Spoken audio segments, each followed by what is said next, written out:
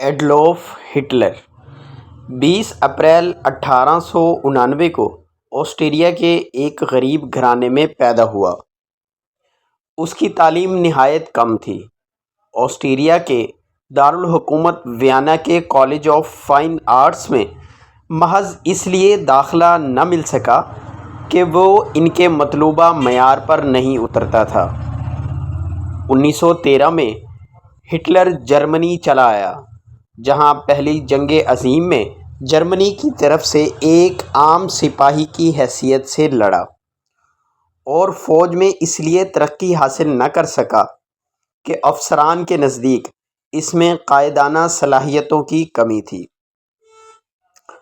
دوستو، اگر آپ چینل پر نئے ہیں تو آپ سے درخواست ہے چینل کو سبسکرائب کر لیں اور بیل آئیکن کو ضرور پریس کر دیں تاکہ ہر نئی آنے والی ویڈیو سب سے پہلے آپ تک پہنچ سکے۔ اس ویڈیو میں ہم بات کریں گے ایڈولف ہٹلر کے بارے میں۔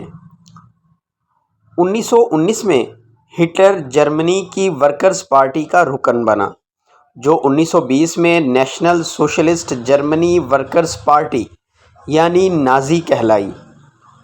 1921 میں وہ پارٹی کا چیئرمین منتخب ہوا۔ 1930 میں منعقد ہونے والے انتخابات میں نازی پارٹی جرمنی کی دوسری بڑی پارٹی بن گئی۔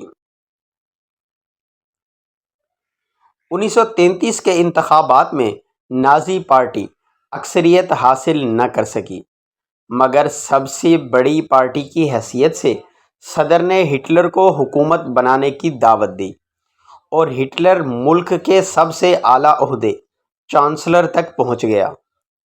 چانسلر بننے کے بعد ہٹلر نے جو سب سے پہلا کام کیا وہ نازی پارٹی کا فروغ تھا۔ اس مقصد کے لیے اس نے اپنے مخالفین کو دبانے کا ہر حربہ آزمایا۔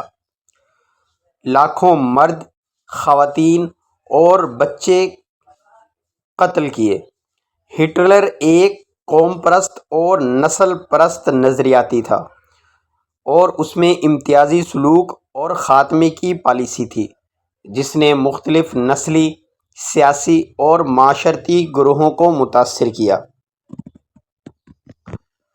1939 میں ہٹلر کی جانب سے پولینڈ پر جارحیت دوسری جنگ عظیم کے آغاز کا باعث بنی۔ دوسری جنگ عظیم کے آخری ایام میں 30 اپریل 1945 کو ہٹلر نے برلن میں اپنی زیر زمین پناہ گاہ میں اپنی نئی نویلی دلہن ایوان براؤن کے ساتھ خودکشی کر لی۔ اس کے دور حکومت میں نازی جرمنی یورپ کے بیشتر حصے پر قابض رہے، جبکہ اس پر 11 ملین یعنی 1,10,00,000 افراد کے قتل عام کا الزام بھی لگایا جاتا ہے، جن میں مبینہ طور پر 60 لاکھ یہودی بھی شامل ہیں۔ یہودی ہٹلر کے ہاتھوں اس قتل عام کو ہولوکاسٹ کے نام سے یاد کرتے ہیں۔ ہولوکاسٹ دراصل یونانی لفظ سے بنا ہے، جس کے معنی ہیں مکمل جلا دینا۔ اس طرح لاکھوں یہودی، مرد، عورتیں، بچے اور بوڑھے اشتراکیت پسندوں، پولینڈ کے مشترکہ قومیت کے حامل باشندے، رومینیوں، غلاموں، سیاسی اور مذہبی اقلیتوں کو انتہائی بے دردی سے موت کے گھاٹ اتار دیا گیا تھا۔ خصوصی توجیہی کیمپس میں قیدیوں سے اس وقت تک غلاموں کی طرح کام لیا جاتا تھا جب تک وہ تھکن یا بیماری کا شکار ہو کر موت کی آغوش میں نہ چلے جائیں۔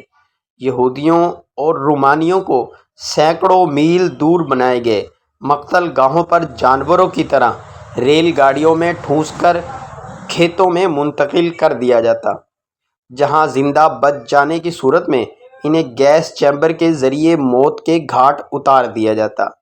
جرمنی کے تمام افسر شاہی اس عظیم نسل کشی میں پیش تھے، جس نے اس ملک کو نسل کشی کے اڈے میں تبدیل کر دیا تھا۔ ان کا تحریک نازیت میں اہم کردار تھا۔ امید کرتا ہوں آج کی ویڈیو بھی آپ کو پسند آئی ہوگی۔